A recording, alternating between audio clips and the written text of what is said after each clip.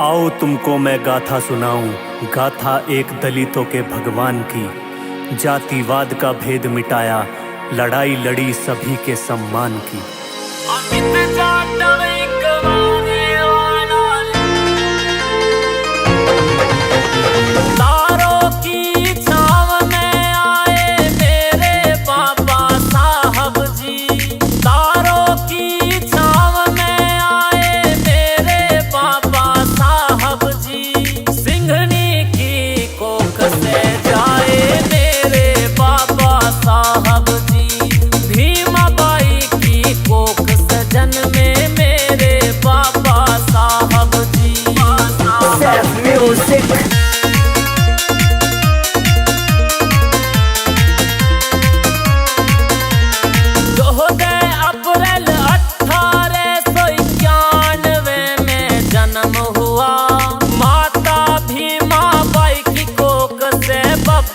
शेर पैदा हुआ भीमा बाई की, बाबा साहब जी चौधरी थी संतान। बहन तुलसी और मंजुला, भाई आनंद और बलराम। फौज से रिटायर हुए सकपाल सूबेदार जी। सिंघनी की कोख से जाए मेरे बाबा साहब जी। भीमाबाई की कोख सजन में मेरे बाबा साहब जी।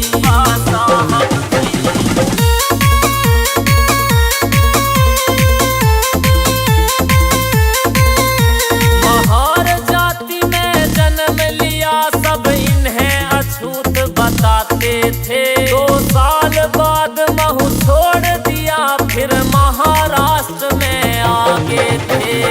एक दिन गाँव इकट्ठा हुआ, कैसी आई थी मनहूस घड़ी।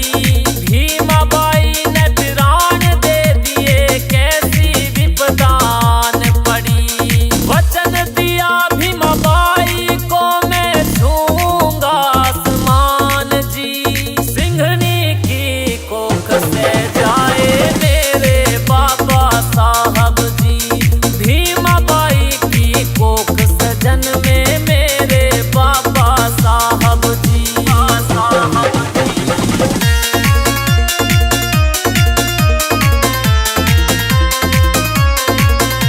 पढ़ाई से लगन इतनी थी, कहीं और दिल लगाया नी।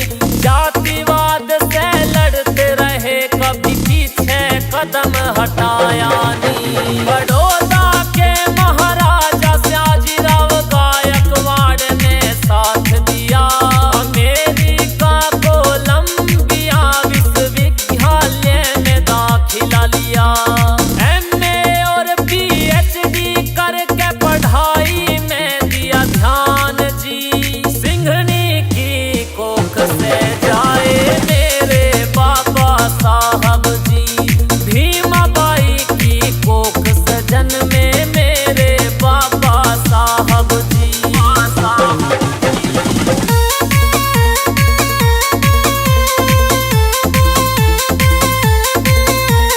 छात्रवृत्ति न होने के कारण भारत लौट वापस आए। राजा को जो वचन दिए, वो पूरी श्रद्धा से